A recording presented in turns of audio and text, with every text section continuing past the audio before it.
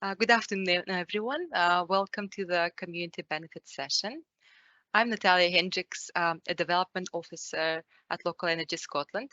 Today we've got a great lineup of speakers. We've got Malcolm Jack and B. Jefferson from Foundation Scotland and Gemma Murray from Local Energy Scotland. Malcolm manages Foundation Scotland's portfolio of place-based funds and communities team staff across central Scotland. And B supports and develops community funds in Aberdeen, Aberdeenshire and the Highlands, including the Vattenfall Unlock Our Future Fund. So today we will be talking about how to make an impact with community benefit funds. Thank you very much for keeping yourself on mute, and please keep yourself on mute for the duration of the session. And as we mentioned before, the session will be recorded. You can also type your questions into the box at the bottom, and we'll try to take as many questions as we can while we go. We'll have some time at the end to wrap up and take additional questions people might have. This part of the session won't be recorded. So what will be interesting for us just now, if you could use the little question box and type in where you're from, so maybe your organization or the place where you live, and that will give us an idea who has joined us today. Before we start the presentation, I just wanted to mention, and probably some of you already know, how CARES can help with community benefits. CARES support communities who have been approached by commercial developers regarding community benefits packages. We can help with discussions to ensure that the best deal is reached for both parties. We also support community action planning activity. Please ask us questions or email us if you think we can help you. Now I'm going to hand over to Malcolm and B, and they're going to run through the presentation. Thanks. Over to you, Malcolm. Hello there, everyone. Thanks very much for having us. It's great to, I was going to say see you all, but that's not strictly true. It's great to be virtually in your presence. Maybe that's the most accurate way of putting it. B and I thought we would start today just by introducing a few headlines about community benefit funds as a sort of overarching concept, and particularly in relation to onshore wind farms, where the majority of Foundation Scotland's experience has been. And to do that, we thought we'd kick off with just a few sort of questions and answers. So Gemma's going to pop up some poll questions, and we'd ask you just to pop in your answer there, and you should see the results each time, and I'll just sort of offer a few insights as we do it. So Gemma, if you were willing to launch the first one, that would be fantastic.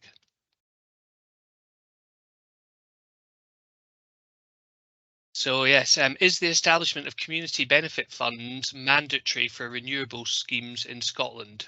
If you could all vote yes or no, and I'll vote as well, just see if I get it right.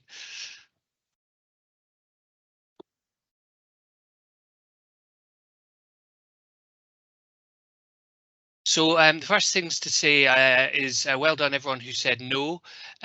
Community benefit funds are voluntary and they're not a material consideration in planning consents. But that, having said that, they are very common and almost consistent features linked to renewable schemes in Scotland. Particularly, as we mentioned, in wind farms, there's a sort of established expectation amongst developers and wind farm owners, local authorities, communities, that there will be community benefit funds set up alongside schemes. Gemma, could you move on to the second poll, please?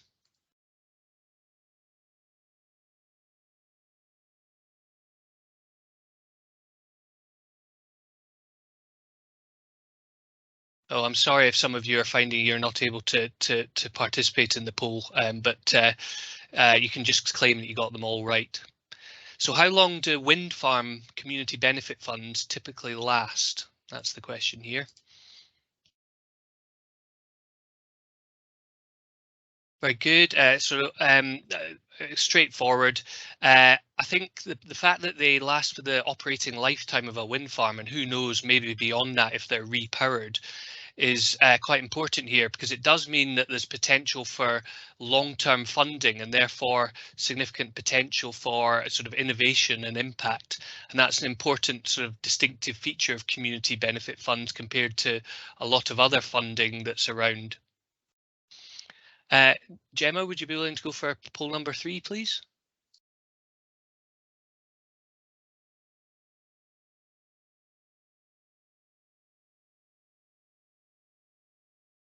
So when are community benefit funds typically made available to communities?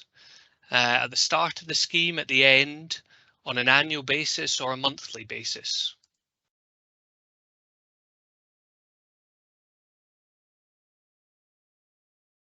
Okay, so we can tell we've got a lot of folk who are very familiar with this. The discussion around the amount of community benefit fund is usually obviously at the start of the wind farm, the renewable scheme, but most wind farms provide an annual payment into a community benefit fund. Very often these are index linked as well, which is possibly one of the few bits of good news about the current rate of inflation. Let's move on to our fourth question, if we could.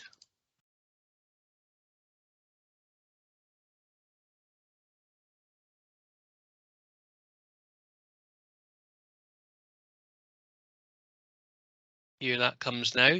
So true or false, community benefit funds are public sector funds?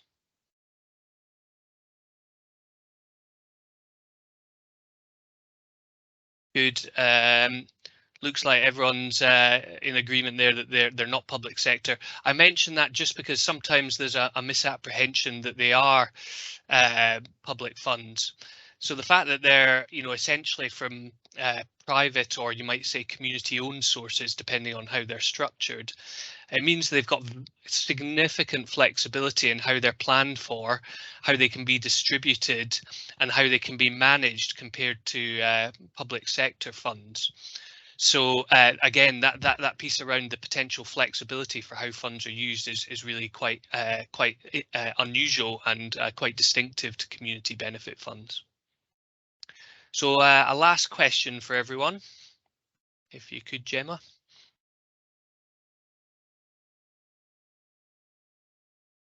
So you can choose all that apply here.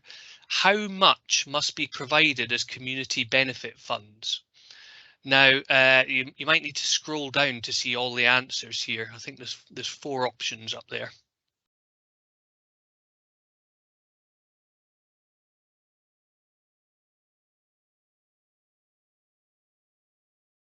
So do tick all that you think apply.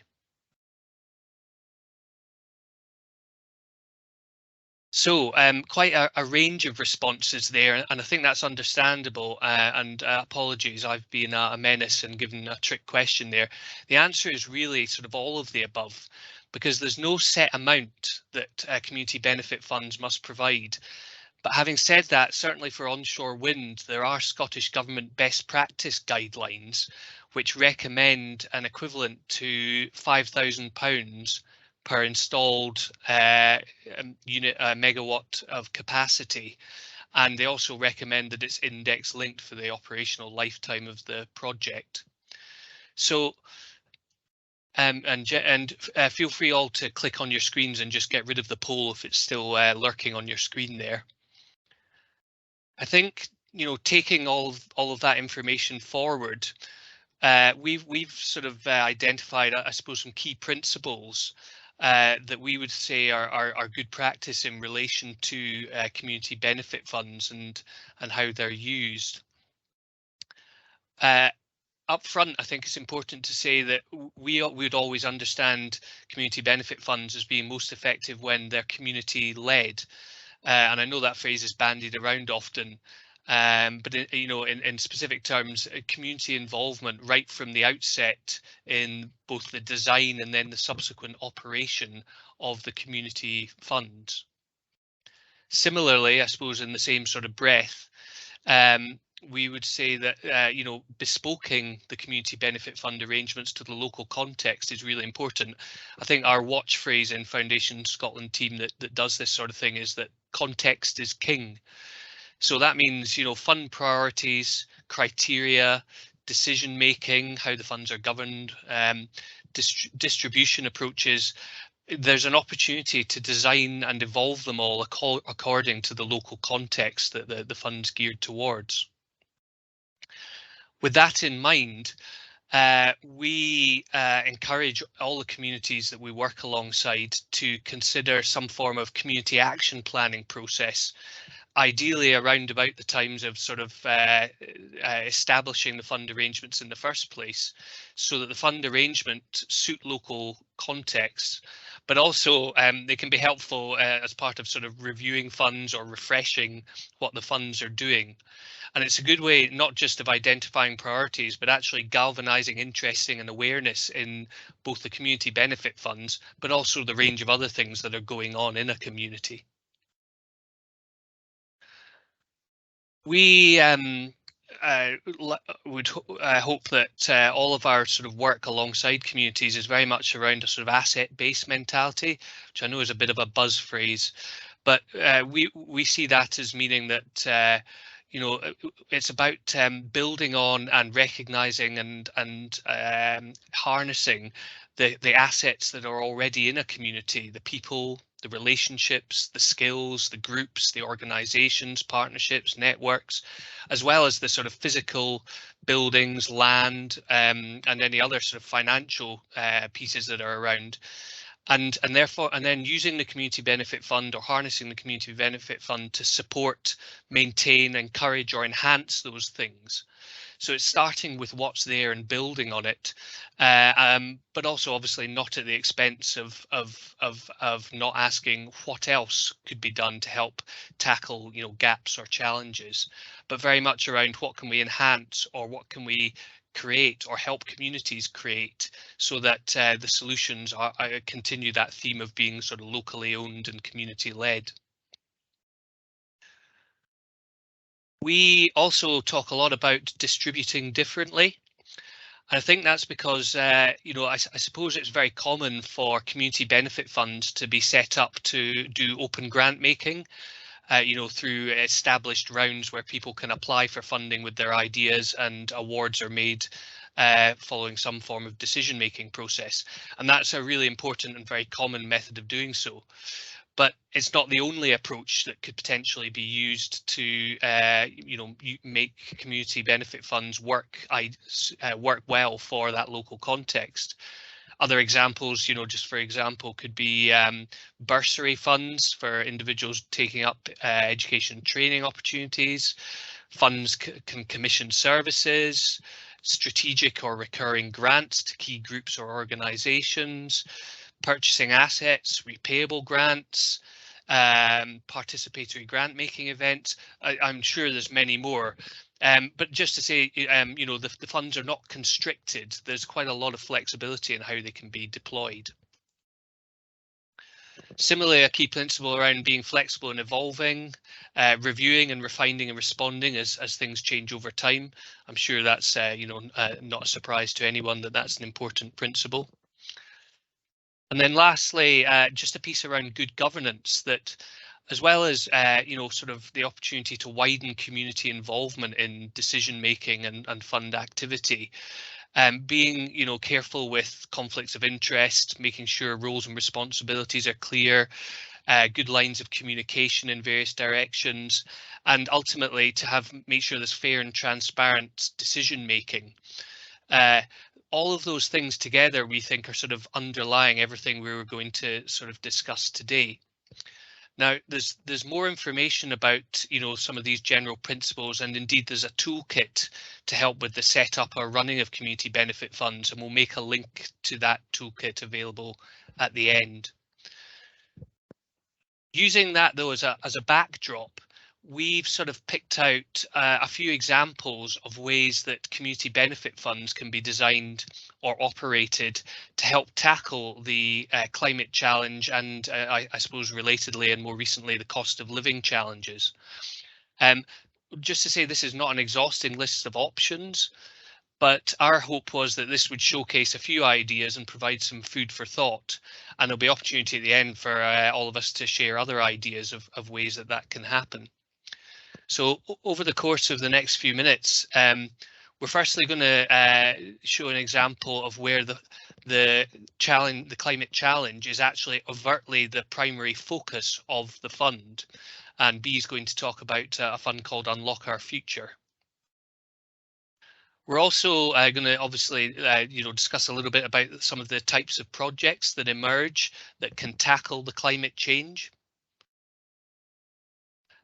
We've got quite an interesting example of an approach taken in one area where they've decided to invest the money in quite an innovative way to improve energy efficient housing in the area.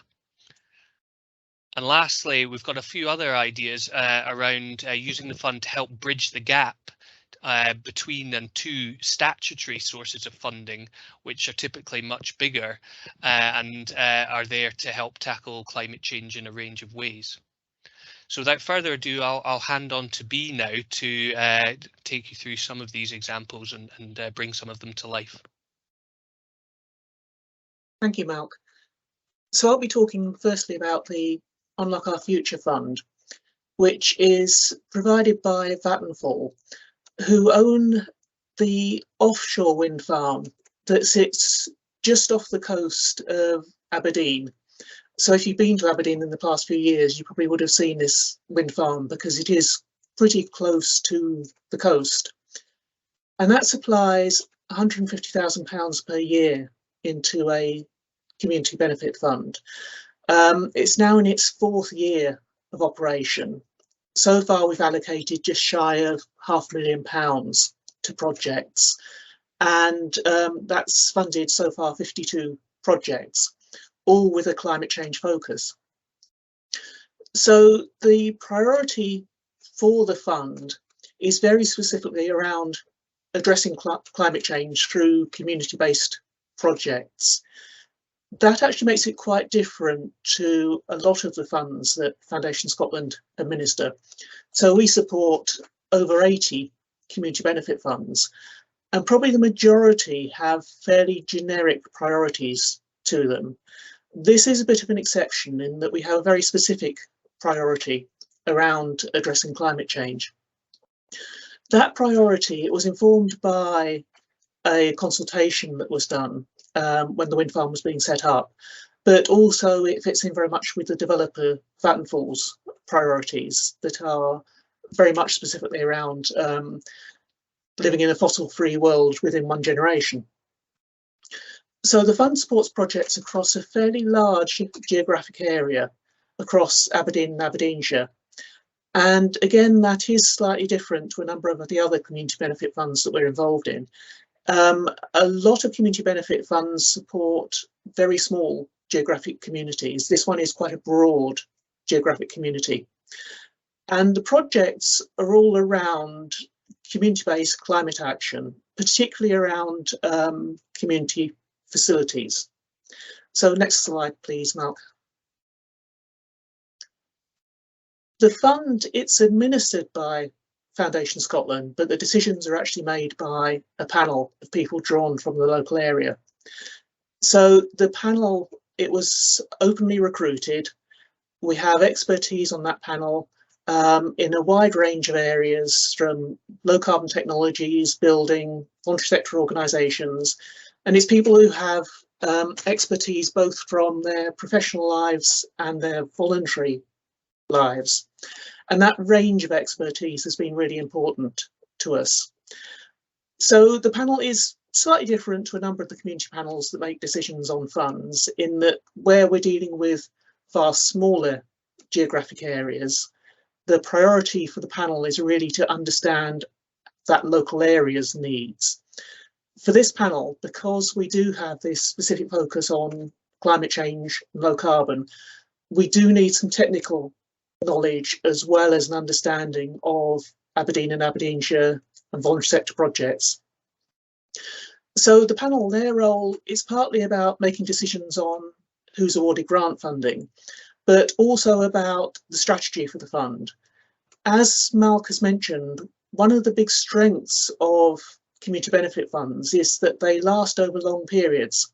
So there's time to change, learn, refocus funds. So, for example, in this field, over the past 2 years, there are a lot of other funding sources that have come on stream.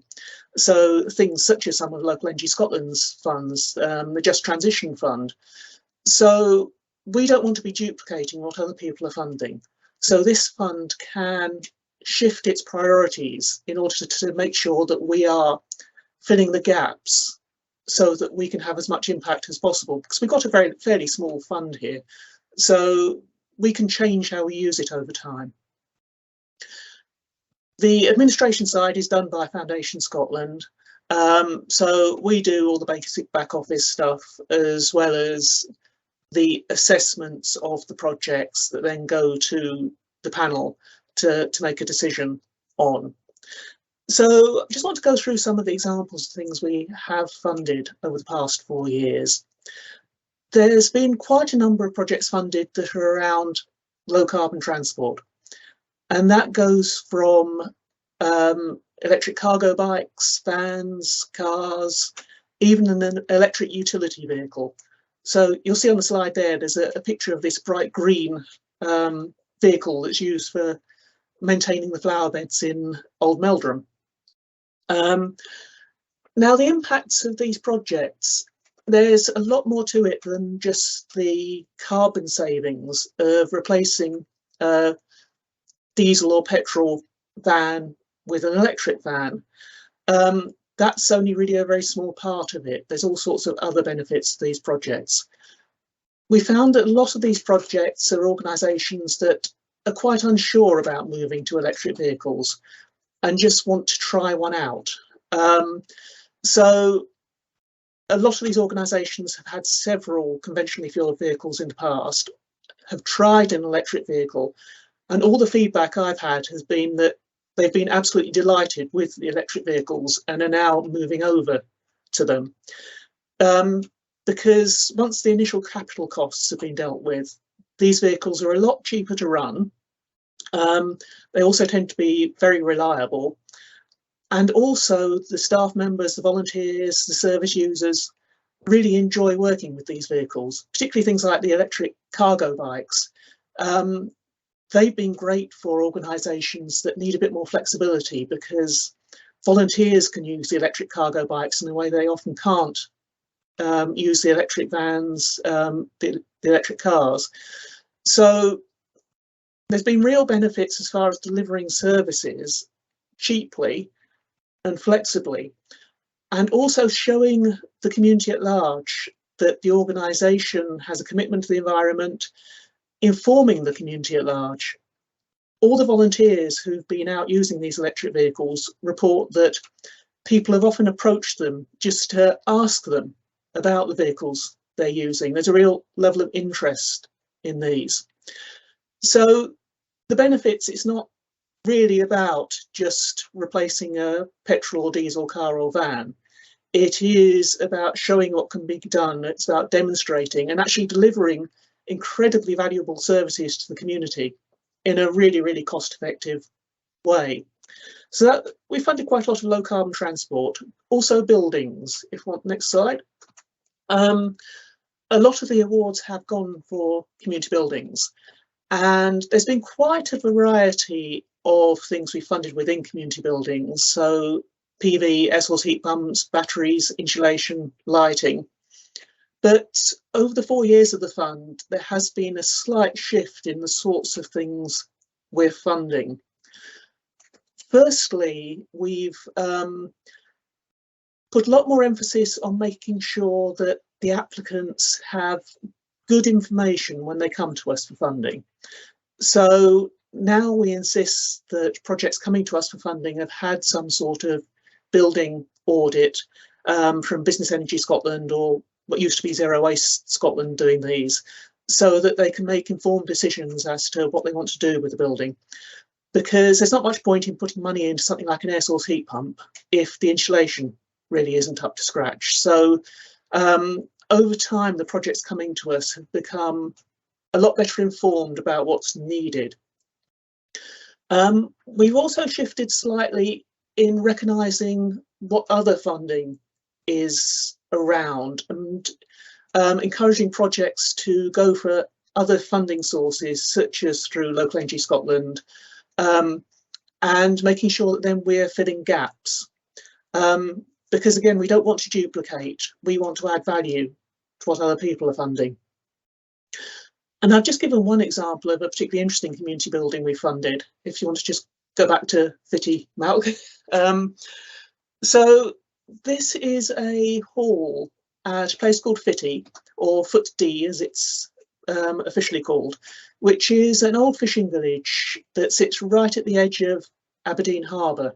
It's a fascinating place if you're ever in that area and want to have a look at it. And the Development Trust there bought a hall, and this fund has supported the hall in both glazing, insulation and an air source heat pump.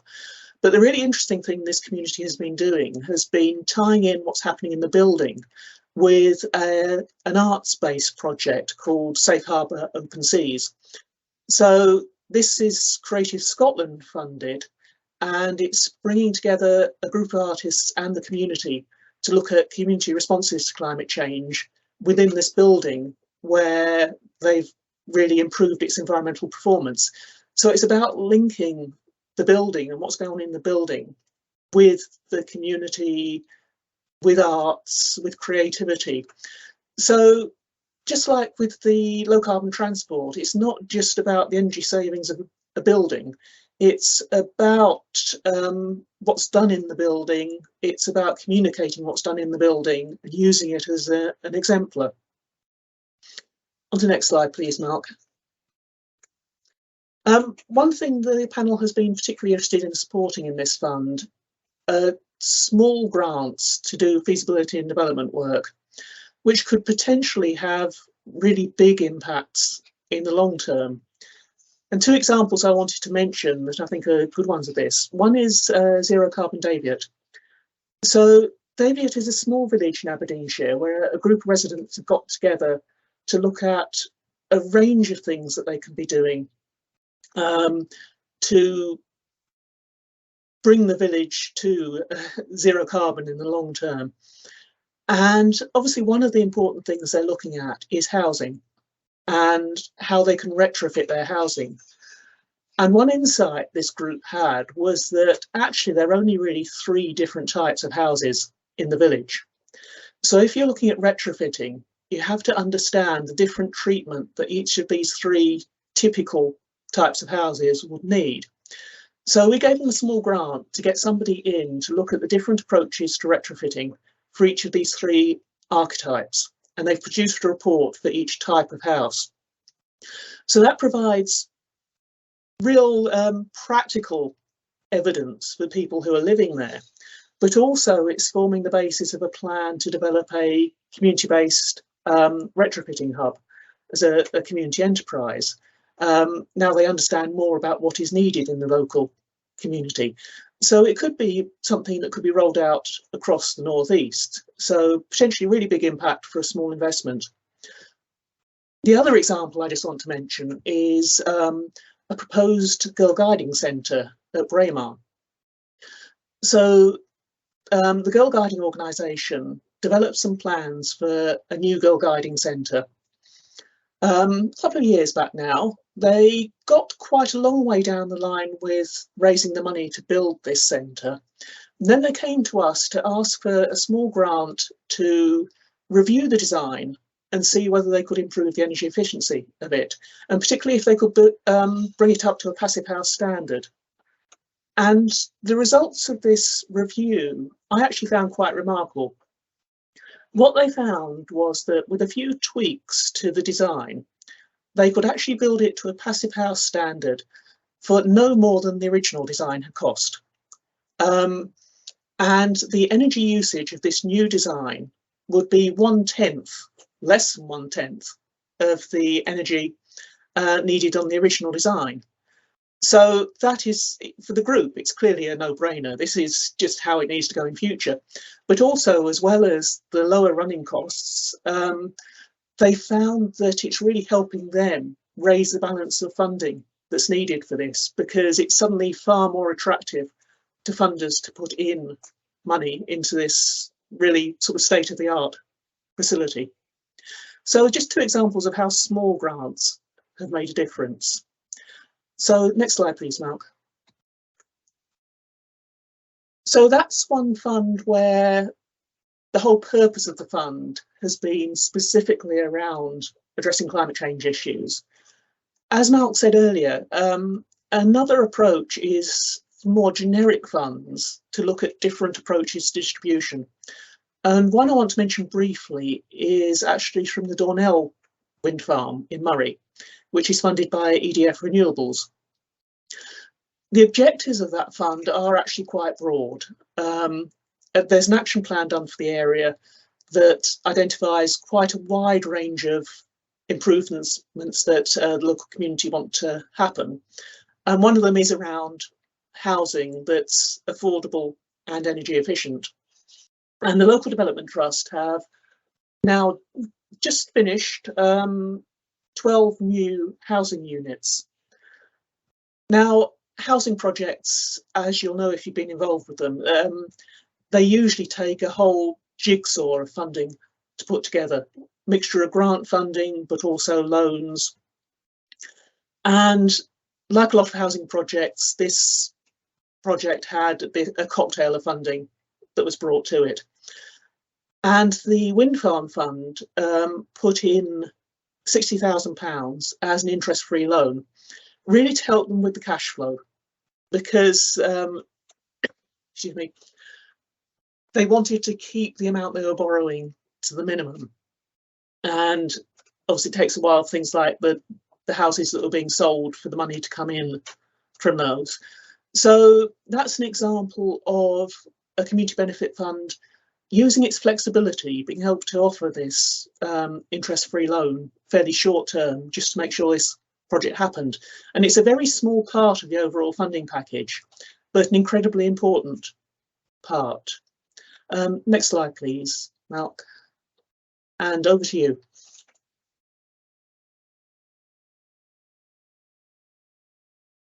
Just building on some of the themes that Bea was expressing there, there's quite a range of ways that funds, community benefit funds with fairly generic priorities and outcomes can be used to play sort of niche parts in work that can help to tackle the climate challenge.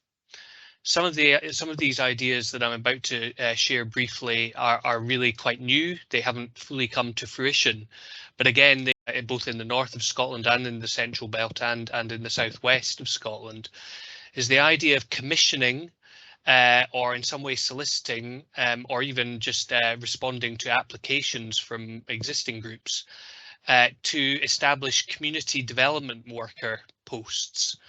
Sometimes for fixed term, sometimes on employed basis, sometimes on freelance basis. But in particular, in relation to this climate theme, to have quite focused remits. For example, there's a possibility in Lanarkshire. One area is considering having a community development worker who can help residents sort of access and navigate the Home Energy Scotland process to get access to funding and advice for individual household energy efficiency improvements.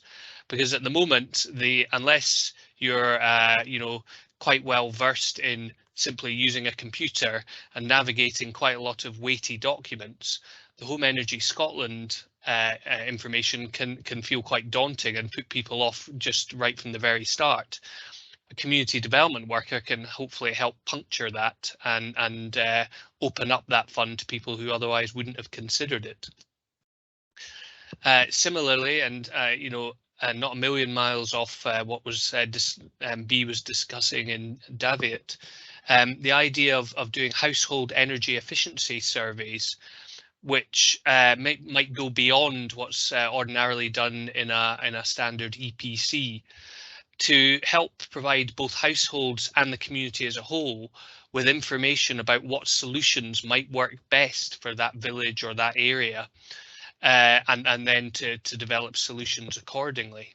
And a community development worker with the right skills is potentially a good person to bring in to do that piece of work, because they can have a little bit more longevity than simply buying in a consultancy for a short, sharp piece of work.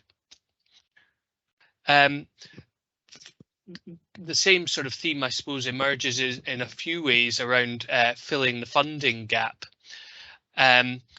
where it's become apparent that, for example, and I'm not picking on Home Energy Scotland here, a lot of what they do and the funding is fantastic, but some households or some housing is ineligible for Home Energy Scotland support, perhaps because it's rented or because of the way the ownership is set up.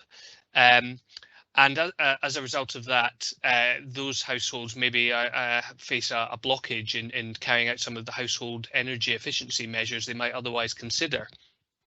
Potentially, community benefit funds could offer support in that area to the households that didn't otherwise qualify for regular funding. Moving away from the household level, one of the things that Foundation Scotland's done is linked up with Business Energy Scotland, and we signpost, as Bea mentioned, a lot of the groups who are looking at community facilities and buildings to go and benefit from the Business Energy Scotland advice and support around what are the priority measures, balancing off the different options there, and indeed potentially being able to access the loans that are available from that source as part of the finance package for taking forward larger scale projects. So that's actually it's not even a community benefit funded solution. It's actually a partnership solution that then underpins successful use of community benefit funds. I'm sure there's more ideas, and we'd really welcome other people's suggestions in our discussion shortly. Just to sort of round up what we found then. Firstly, I suppose a key takeaway for us would be that embedding good community benefit practice principles into funds, whether with an overt climate challenge focus or not, is really important. And very often by doing that, some of the themes around addressing the climate challenge will naturally emerge from the community level. There is, I guess, the option to build environmental considerations or focus into community benefit fund design and operation from the outset. But as we've shown, that's not always necessary, because very often environmental and climate change focused projects will naturally emerge, even with more generic fund priorities. Another point, and I'm sure you've picked it up already, the importance of sort of signposting and connecting wherever possible.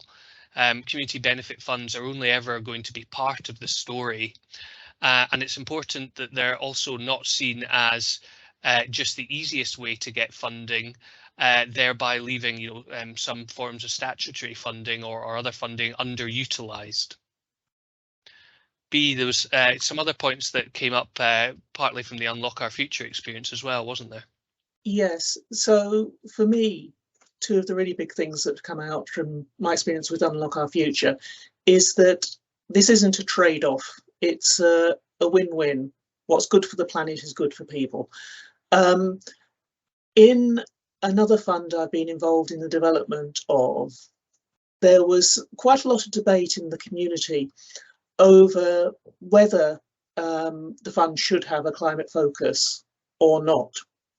And excuse me, a lot of the debate came back to the fact that actually in some ways it doesn't really matter, because it is a win-win. If you do things that are good for the planet, they're also going to be good for the community. So if your community hall has an energy efficient system, it means it'll cost less to run, the facility will be sustainable. Likewise, low carbon transport is likely to be more sustainable. to deliver the services you need to. So it's a win-win, it's not a trade-off. But also small flexible grants where you can fund things that are innovative, that could have big impacts down the line. It's worth taking the risk on those. Might not come to anything, but could actually have very substantial results. So those, I think, are our learnings so far. On the final slide, we have got some links that we can share with you for more information. And I've noticed in the chat there's also been some links posted. But if we can first go on to ask for questions, and then we should have time for a bit more general discussion as well. I've noticed in the questions there is one about local energy discount schemes and Foundation Scotland's experience in that. Now, that has been something that has been discussed a lot, and I'm going to pass the buck to Malc and say, would you like to comment on local energy discount schemes? Sorry, Malcolm, just before you do, I'm jumping in, I'm just going to say that we're going to stop recording now. So if anyone has any other questions, stick them in the chat, or equally, if you want to, you can put your hand up and then we'll introduce you and you can unmute yourself and turn your mic off and your camera on if you'd like. Thanks.